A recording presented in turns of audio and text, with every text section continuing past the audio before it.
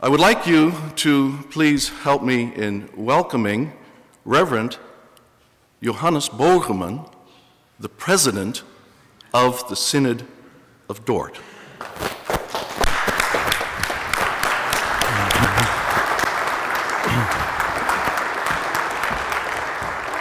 Wale, goedemorgen. Reverend, most welcome. I am Johannes Bogerman, the esteemed but most humble President of the great Synod of Dordrecht. I'm also a domine in the Church of Leeuwarden in the most wonderful province of Friesland.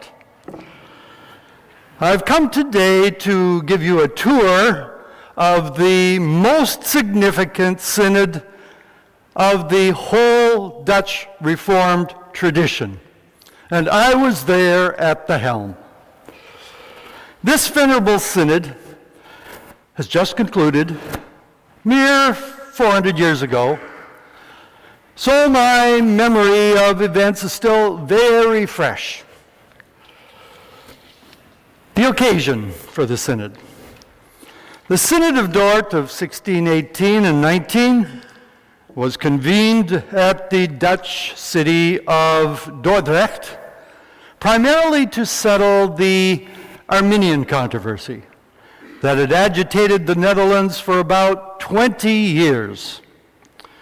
The controversy centered on the teachings of Jacobus Arminius about his views of predestination and related points. Now, the controversy rose in the 1590s when Arminius was pastor of the Church of Amsterdam, and it became more heated when he became appointed the professor of theology at Leiden University in 1602. There he clashed with his colleague Franciscus Gomarus. After Arminius died, his followers drew up a remonstrance in 1610 that summarized Arminius's views in 5 articles. Now, because of the 1610 remonstrance, the Arminians became known as Remonstrants. Their 5 articles were at the heart of the controversy as it escalated all the way to the Synod of Dordt. The controversy spread from the university to the churches and even to broader Dutch society, so much so that even the fishmongers in the market at Leiden were arguing over predestination. That also became entangled in political issues, so that the country was even on the verge of a civil war, with Johan Oldenbarnevelt supporting the Remonstrants and Prince Maurits of Orange supporting the Contra-Remonstrants, or Orthodox Reformed cause. Now, in a sense, the outcome of the Remonstrant case was determined already in the political arena, when Prince Maurits in the summer of 1618 disbanded the local militia in several Dutch cities and arrested Oldenbarnevelt. He replaced pro-remonstrant political officials with officials who supported the contra-remonstrant cause. Nonetheless, in spite of the political intrigue, our venerable synod was determined to give the remonstrants a fair hearing and a fair judgment. Now, national synods were supposed to be held every 3 years. Our venerable Synod of Dordt was the first national synod to be held in 32 years. since the Synod of The Hague in 1586. That was because of complications in the relationship with the Dutch government, which took on itself the authority to convene national synods. So the Synod of Dordt was convened by the Dutch government, the high and mighty States General in The Hague. In November 1617, the States General approved 17 articles to convene the Synod. These articles provided the mandate for the Synod and determined its parameters. The States General paid most of the expenses of the Synod, including the travel expenses, room and board, and a daily stipend for the foreign delegates for a whole 6.5 months. It cost the States General well over 100,000 guilders. The Dutch provincial synods had to pay the expenses for their own delegates. Now, since the States General was basically in charge of the Synod, it sent its own state delegates to the Synod to act on its behalf. Location and facilities. The Synod was hosted by the old Dutch city of Dordrecht on an island at the junction of two rivers. The delegates to the Synod came to the city, of course, by boat, and this is what they would have seen. They were welcomed to the city at the Groothoofspoort, a decorative gate to the city. The Synod itself met in the Kloveniersdoelen, a grand building that was part of an armory of the local civic guard, or musketeers guild. Special benches had to be installed on the second floor for over 100 delegates. And each delegate was given the real luxury of a foot warmer with coals to ward off the bone-chilling cold of that dank Dordrecht winter. Now, for official public ceremonies, at the beginning and end of the Synod, we use the magnificent Grote Kerk, dating from the 11th century. After the Synod was over, the Kloveniersdoelen building continued to be used by the Civic Guard. Unfortunately, it fell into disrepair and was torn down about 200 years later to make way for a prison. Now, on this site, I think an ugly modern building of the Court of Justice is standing, ugly compared to our grand Golden Age style, but at least they put up a little picture of the Synod and a sign. Participants at the Synod. This was a national Synod of the Dutch Reformed churches, but it was a Synod with an international character, as is evident from the participants. First, there were 11 Dutch delegations at the Synod. 9 of these delegations were sent from 9 Dutch provincial synods. Most of these provincial synods sent 4 ministers and 2 elders. Almost all of them contra Remonstrants, since the Remonstrants were in a minority everywhere except in Utrecht. The Walloon, or French Reformed churches in the Netherlands, also sent a delegation. And there was a separate delegation of 5 theologians from the various Dutch universities and academies. Second, since it was considered necessary to seek the help of Reformed theologians from other countries to deal with the Arminian Controversy, there were 28 foreign theologians present at our Venerable Synod. They were from 8 foreign countries where there were strong populations of Reformed churches. And you see them there: Great Britain, the Palatinate, Hesse, 4 Swiss cantons, Nassau, Geneva, Bremen, and Emden. Now, the head of the British delegation was an Anglican bishop, George Carleton. He was the only bishop at the whole synod. To show him proper honor, we built a canopy there over the British delegation. The States General also invited foreign theologians from France and Brandenburg, but they could not attend. The theologians from the French churches were on their way, actually, but unfortunately the French king prevented them from coming. But to show deference to the French, we left their seats open beside the British.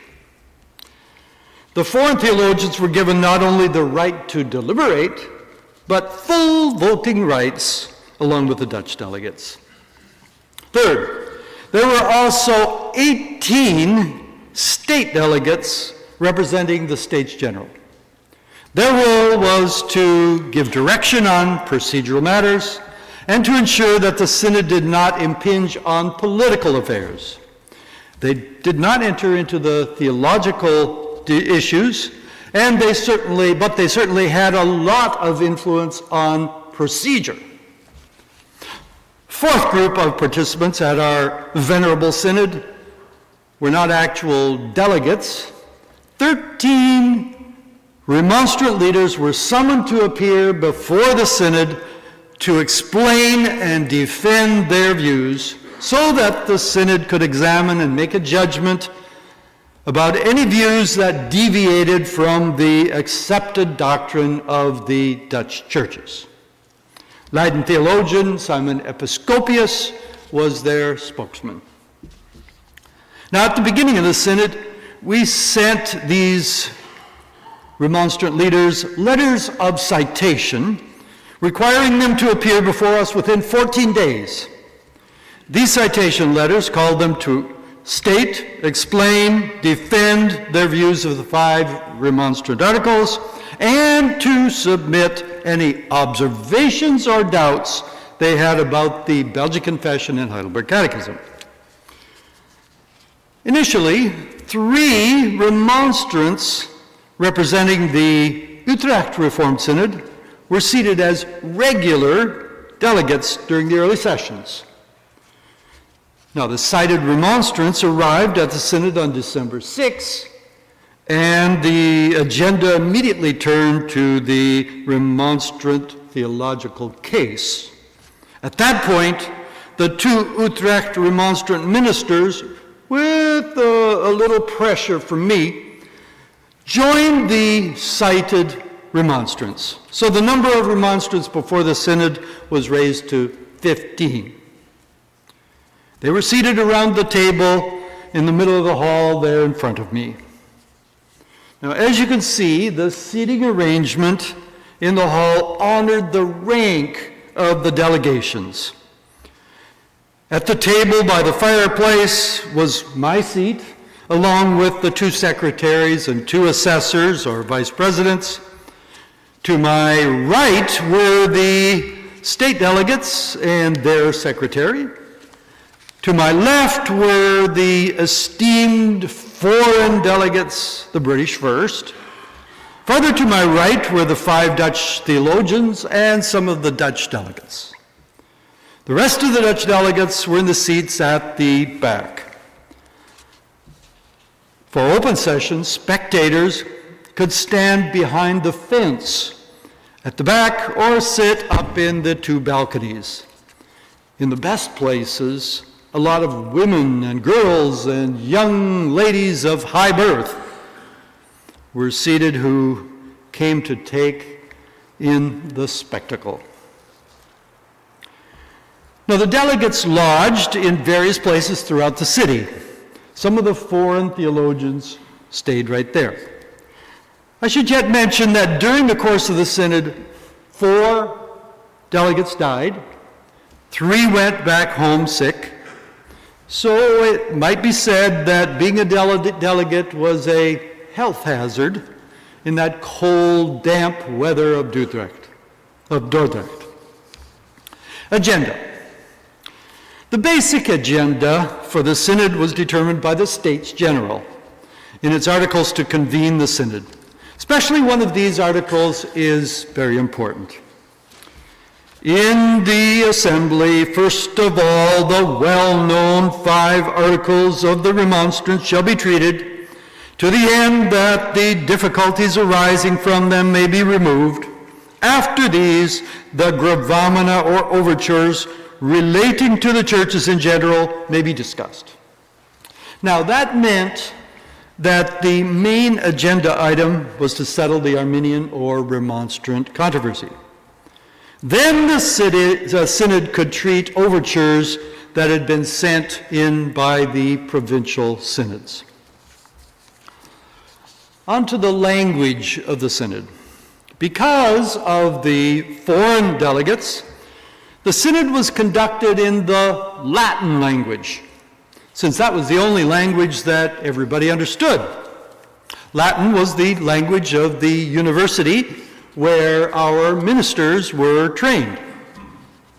Now, actually, my preference was that we speak Fries at the Synod. Fries, the language of the Garden of Eden. But since all sinners were cast out of the garden, only the good Frisian people knew the language. Now that reminds me of another story of St. Boniface, one of the first Dutch Christian missionaries to our Frisian people. One day at Dokkum, St. Boniface came upon a group of Frisians having a most violent argument with a visiting Dutchman. They were arguing about whether Fries was a language or a dialect. To settle the matter, they turned to St. Boniface. In my humble opinion, he said, I think Fries is neither a language nor a dialect. Fries is a speech impediment. For that bit of impertinence, St. Boniface met the axe at the hands of the furious Frisians. The poor martyr, St. Boniface, blessed be his immortal soul.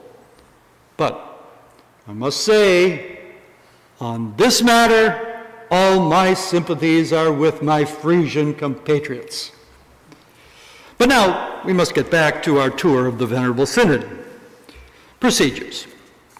First of all, voting was by delegation, not by individual member. The advice that was presented on any issue followed the order of rank of the delegations. First, the foreign delegations, by order of their international status in relationship to the Dutch Republic, the British first, and then the Dutch delegations according to their seating order in the States General. We usually expected that the advice of the delegations be written. The Synod officers then collected all the advice of the 19 delegations, and we drew up a common synodical decision before I called for the final approval by the Synod. Now, on doctrinal matters, the only standard that was allowed to determine truth was the Bible. That was spelled out already in the government articles to convene the Synod. Whatever pertains to the truth of doctrine, the delegates must take care that they shall use the Word of God alone as the sure and undoubted rule of faith, and not any human writings. On to the phases of the Synod. Our Venerable Synod met for 6.5 months, from November 13, 1618 to May 29, 1619, a total of 180 half-day sessions. Now, the general proceedings of the Synod consisted of 4 phases. First, in the Pro-Acta sessions, which lasted for just over 3 weeks before the cited remonstrants arrived, we focused on various non-doctrinal ecclesiastical matters. Phase 2. After the arrival of the cited remonstrants on December 6, the Synod was largely entangled in procedural debates with them for 5 whole weeks until I expelled them from the Synod. Phase 3. After their expulsion, for almost 4 months, we focused on examining remonstrant writings and preparing the Synod's response to the remonstrant case. Now, based on advice from each of the delegations, the Synod issued its own judgment, the Canons of Dordt. A document so dear to my heart. Phase 4. In the Post-Acta sessions after the foreign theologians returned home, the Dutch delegates focused on various matters of relevance to the Dutch churches, especially a revision of the church order. Now let's look at each of these 4 phases. Phase 1, the Pro-Acta sessions. From November 13 till December 6, the Synod was occupied with opening formalities and addressed a number of non-doctrinal matters. After opening ceremonies at the Grote Kerk, we read the credentials of the Dutch delegations, and the officers of the Synod were selected. I, Johannes Bogerman, as president, Jacobus Rolandus and Hermanus Vocelius as assessors or vice presidents, Sebastian Demanus and Festus Homius as secretaries. Since the primary reason for holding the Synod was to deal with the Remonstrant controversy, we decided to summon a group of Remonstrant leaders, so we sent out letters of citation. While we awaited the arrival of the cited remonstrants, the Synod addressed 5 matters that had been forwarded from the Dutch provincial synods. First, since there was a great need for a new Dutch Bible translation, the Synod decided to authorize such a translation and made several preliminary decisions about how the translation would be done. There were decisions about whether to include the apocryphal books and how to refer to God. We selected translators and supervisors, but it was not until 1637 that this translation, known as the Statenvertaling, or States Bible, was actually completed. What a masterpiece! And you can actually see it in the room back there. Second, the Synod discussed the topic of catechizing. We drew up several guidelines for catechism preaching, which was sorely neglected in some places. We also addressed how best to teach catechism in the context of the school, the home, and the church. Third, we considered a question that arose in the Dutch colonies in the East Indies about whether slave children who were taken up as part of Christian families should be baptized. We decided that they should not be baptized until they reached the age of discretion. Fourth, we adopted some regulations for the training of students preparing for the ministry in the Dutch Reformed churches. For instance, it was agreed that students should not perform baptism, but it was left to the discretion of the classes whether they should preach in public worship services. Fifth, since there was a concern that the printing of remonstrant and seditious ideas was not being well regulated, the Synod also addressed the issue of abuses in printing. Most agreed that there was a need for a censorship committee of scholars to approve new publications. Phase 2, procedural debates. from December 6, when the cited remonstrants first appeared at the Synod, until their expulsion on January 14, the Synod and the remonstrants were largely entangled in 5 weeks of procedural wrangling that erupted in many forms. I had to manage it all. The fundamental cause of the procedural debates was the fact that the two sides identified the central issue in the controversy differently. For the Synod, the issue was the remonstrant doctrinal deviation in their view of predestination, especially their view that God predestined people on the condition of foreseen faith. Now, for the remonstrants, the issue centered on the extreme views of reprobation by certain Reformed theologians. Since the remonstrants were not delegates, in these circumstances they made every attempt to have reprobation placed on the agenda. They wanted to be assured that they would have full freedom to refute contra-remonstrant views of reprobation, and that the Synod would declare its judgment on such views.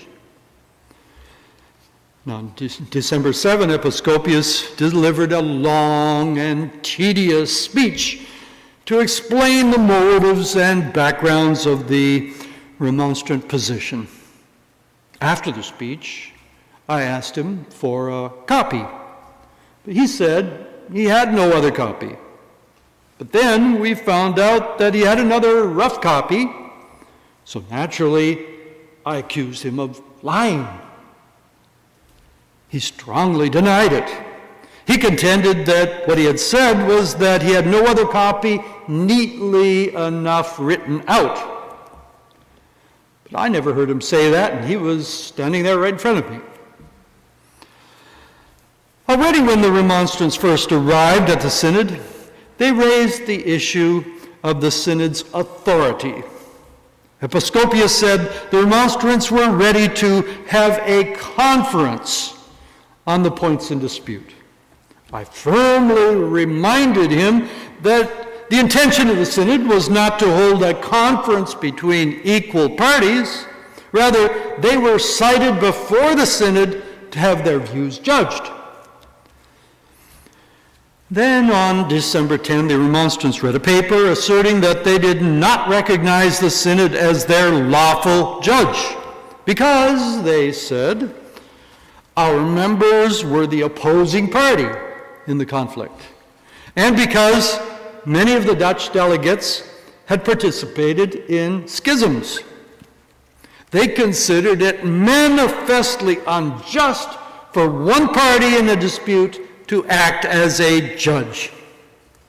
And they demanded that 12 conditions be met before they could recognize the Synod.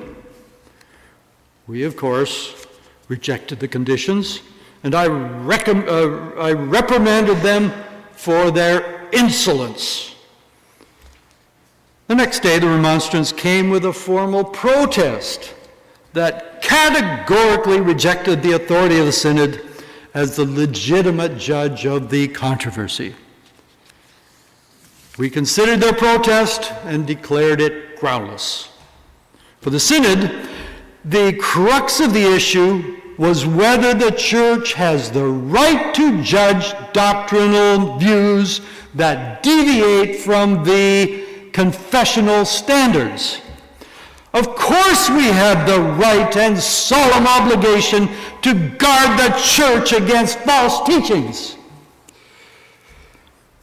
After the authority question, the main procedural issues revolved around how the Synod was to deal with the actual doctrinal questions in the controversy. Of these procedural issues, the most important were whether the remonstrants would be allowed to refute contra-remonstrant views and whether they would be allowed to criticize reprobation freely. After their protest, I wanted to get to the real issue, so I asked the remonstrants to present in writing their views on Article 1 concerning predestination. That only raised an argument about whether their citation letters their views to be presented orally or in writing. Finally, the remonstrants yielded, and they submitted their statement on Article 1 in the form of 10 theses. The Synod immediately complained that these 10 theses negatively rejected the views of others more than it positively asserted their own views. So I gave them 2 admonitions. They must affirmatively present their own views. Afterward, they could refute opposing views. And they must keep to the topic of election rather than odiously criticize the topic of reprobation, which I said they could treat afterwards. 4 days later, the remonstrants submitted their statements on Articles 2 through 5. And they added a number of reasons for expressing their views negatively and for treating reprobation. Now, the same day, I demanded that the remonstrants produce their observations on the Belgic Confession and Heidelberg Catechism. But this only sparked new debate about whether such observations should be presented only after the 5 articles were fully treated. Finally, on the 21st of December, the remonstrants submitted their observations on the Belgic Confession, signed by all of them. They insisted that they called into question no doctrine accepted by the Reformed churches. They said they simply presented suggestions for confessional revision. I then reprimanded them for not submitting their observations on the Catechism at the same time, and for presenting their observations jointly rather than individually. On the 27th, they finally submitted their observations on the Heidelberg Catechism. They were offered in the same spirit as the observations on the Confession, just as suggestions for minor revision. The same day, the remonstrants insisted that for them it was important to their conscience to refute opposing views of absolute unconditional reprobation. Now, in this context, the Synod issued a decision that declared that we would examine the remonstrant view not only of election, but also of reprobation, as much as the Synod considered sufficient. In this decision, no mention was made of refuting, so the remonstrants, to them it looked like a step back from my earlier assurances about refuting. On December 28, I began to orally examine the remonstrants by questions that I posed to them individually. But this only sparked a new set of debates about the validity of asking questions and the necessity of answering individually. It was so frustrating. The remonstrants refused to answer any questions without the freedom to refute. So at this point, the proceedings were locked in an impasse. The next day, the Synod decided to supplement its decision with a further explanation, promising that reprobation would be treated immediately after election, and it conceded to the remonstrants the freedom to refute the views of Dutch counter-remonstrants, but not of other Reformed theologians. Now, in their reply to the Synod, the remonstrants made 2 concessions. They were willing to answer questions, preferably in writing, after presenting an explanation of their views, and they would let the state delegates set time limits. Now, in spite of these concessions, most of the Synod expressed their weariness with the remonstrant actions and advised that if they did not submit, they should be dismissed from the Synod and examined from their writings. Now, the state delegates then sent a delegation to the States General in The Hague to report on the remonstrant obstinacy and to receive direction. They returned from The Hague with a resolution from the States General. It approved the actions of the Synod and ordered the remonstrants to submit. If they did not do so, the States General resolved that their opinions should be examined from their writings. Now, after an absence of 8 days, we recalled the remonstrants on January 11. I tried to examine them one last time. I asked a question from a prepared list, but again the remonstrants refused to answer, and a debate flared up about whether they should answer questions before or after presenting their own explanations. But then Episcopius made a concession. If the freedom to explain, defend, and refute as much as they thought necessary were granted to them, they were ready to receive the list of questions and answer them in writing. But I refused, saying it was not customary to hand over written questions to people who were summoned. Some say a promising opportunity for compromise on procedure was now lost, but I disagree.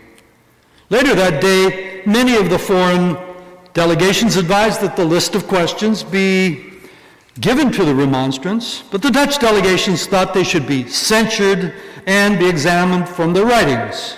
By majority, the Synod then decided to examine the remonstrant view of the 5 articles from their writings as the States General resolution had authorized. But we still gave them the option to submit till Monday the 14th. On January 14, the state delegates first reported on a private meeting that they had with the remonstrants, and that their efforts had all been in vain.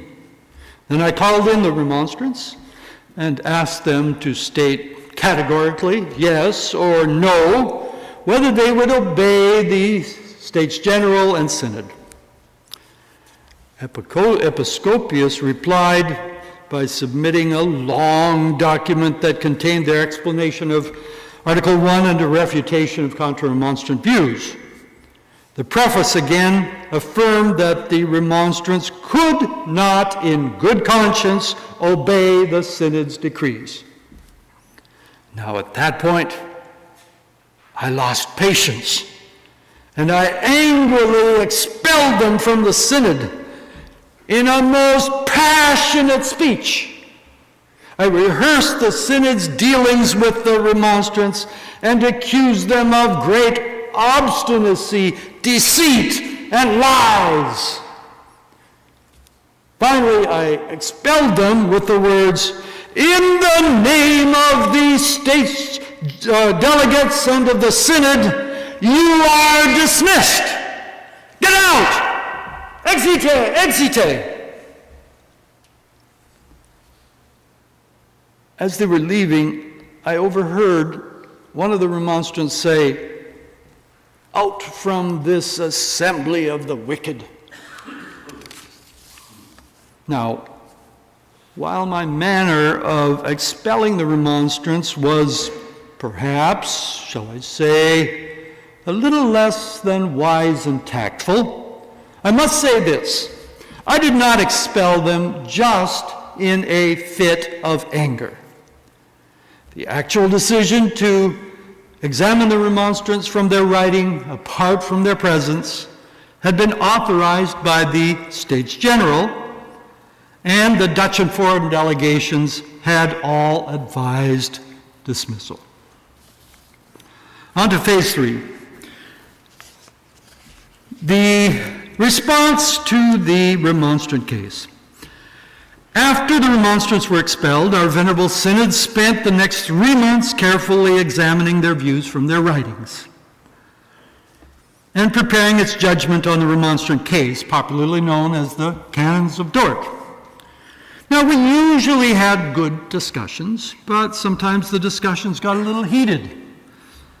Between the delegates, Professor Gomaris got into such a dispute with Martinius of Bremen over the role of Christ in election that he actually challenged him to a duel. And he had to be restrained lest they come to blows. Over the next couple of months, many of the Dutch and foreign theologians gave wonderful speeches on specific doctrinal issues. Meanwhile, the Remonstrants continued to submit long and tedious written explanations and defenses of their 5 articles. We patiently read most of them toward the end of February. Now, sometime in those cold winter months, Rudolphus Goclenius, the hoary professor of philosophy from Marburg, drank a little too much as he was warming his feet in front of the fireplace at his lodging.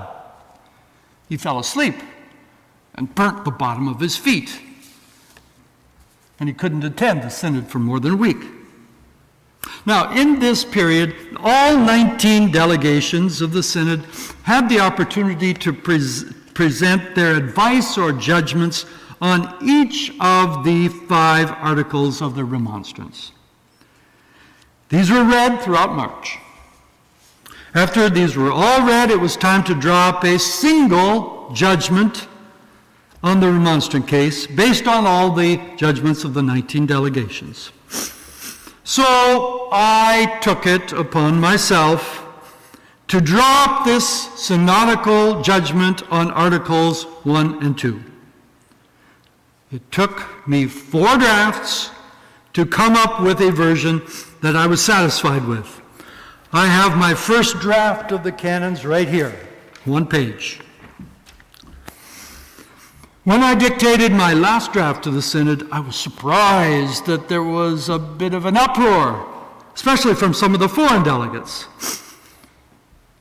They thought I was trying to drop the canons all by myself and then just seek the synod's approval.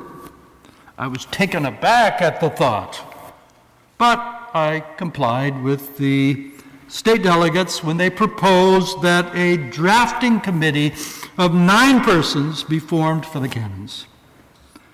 Along with the 2 assessors, Rolandus and Faucelius, and I as president, the drafting committee was made up of 3 foreign theologians, Bishop Carleton, Scultatus from Heidelberg, and Diodati from Geneva, as well as 3 Dutch theologians, Polyander, Walleus, and Tregland.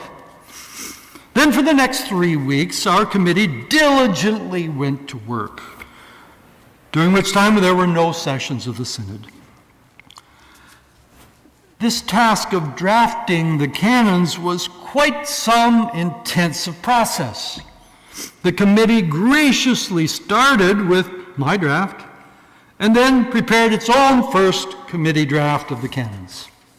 This draft was then dictated to all 19 delegations to copy, and then all the delegations had the opportunity to submit suggestions to amend our first draft. We took these suggestions and made some revisions. Thus, we came up with a second committee draft. We went back and forth like this for a third committee draft, and in all, there were 8 drafts of the first chapter. We did this for all 5 chapters of the canons. Actually, 4 chapters, since we combined chapters 3 and 4, because there was little controversy with the remonstrance about Article 3. We decided that each chapter of the canons should have 2 parts, a positive and a negative section. The rejection of errors, of course, were primary, because the whole reason for the canons was to bring a judgment on the remonstrant errors. But we thought it advisable that there should be added a positive section to each chapter so that the churches would know the Orthodox Reformed teaching about these 5 points in controversy.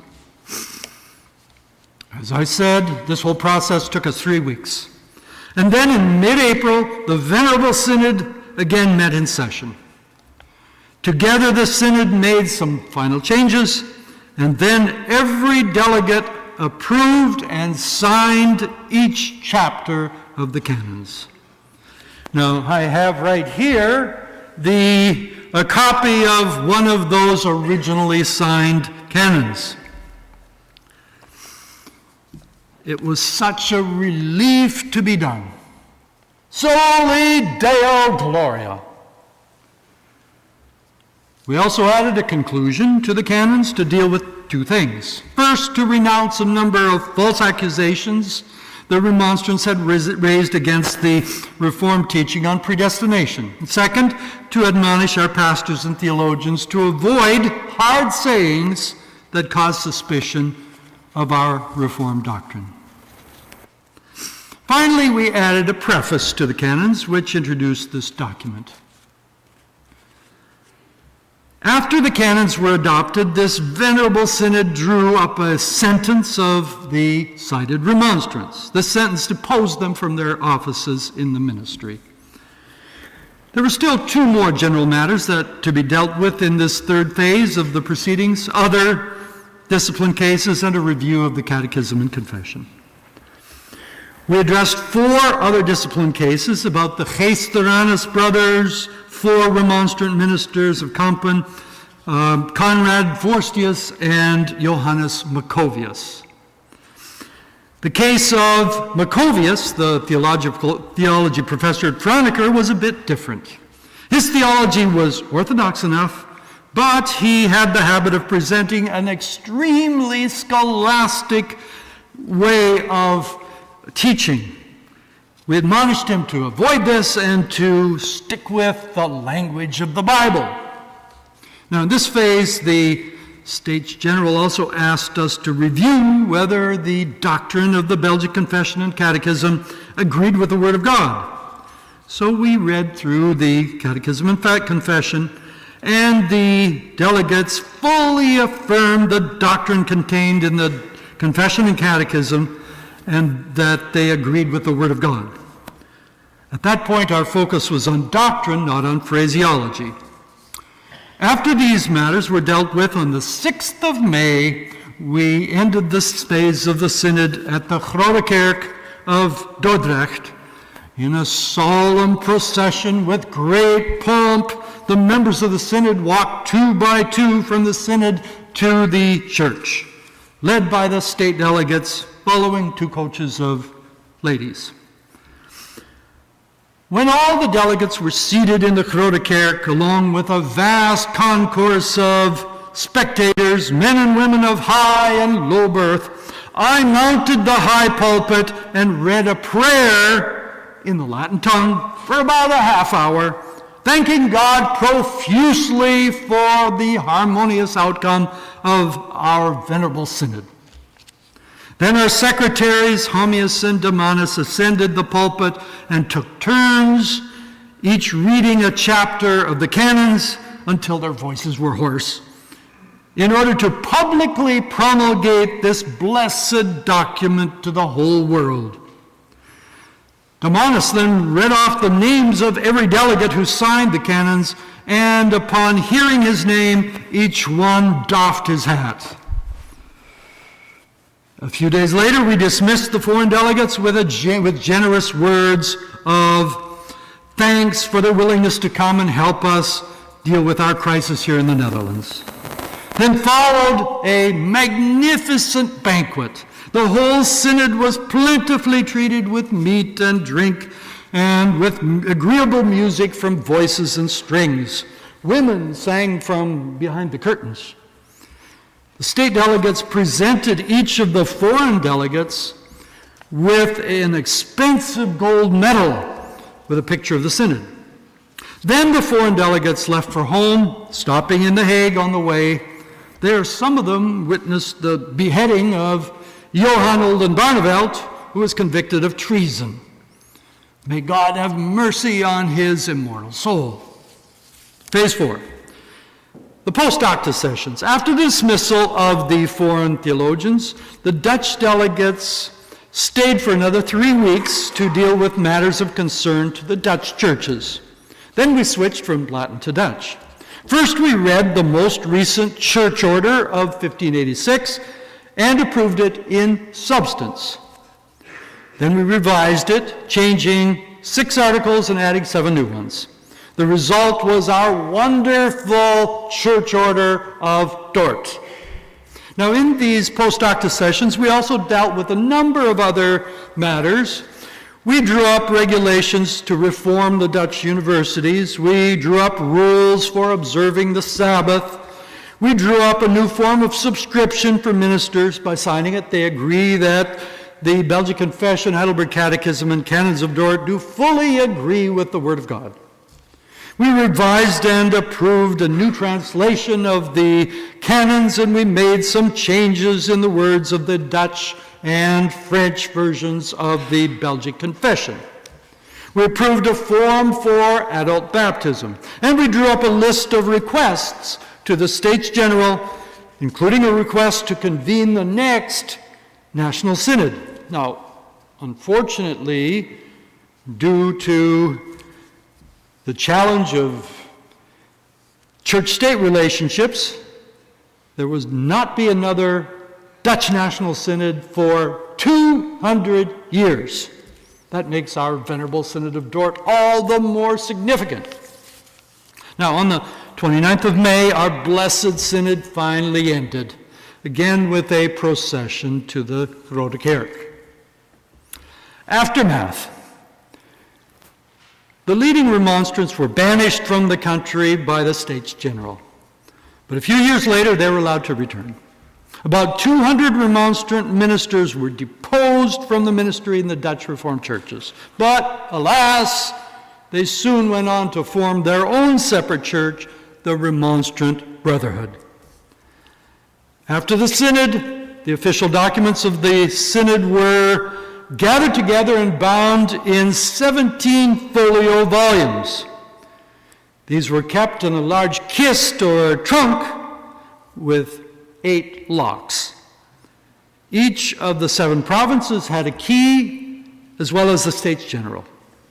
Once every 3 years, representatives from these 8 bodies would come together with their keys to The Hague to open the kist and check the state of the archives for mold or vermin. In 1620, the States General published the Acta of the Synod, but this was a highly edited and politically motivated version of the Acts for international consumption. Whatever did not reflect well on the Dutch nation was either left out or changed. So the official Acta Authentica of the Synod remained unpublished until it finally appeared in Volume 1 of this new series, the Acta et Documenta of the Synod of Dordt. Now, before I end, let me not forget one more participant of the Synod. There was a devout dog who was so curious about the proceedings that he attended most of the sessions. After months of avidly following the intense synodical deliberations, the Dordt dog was still left scratching his ear.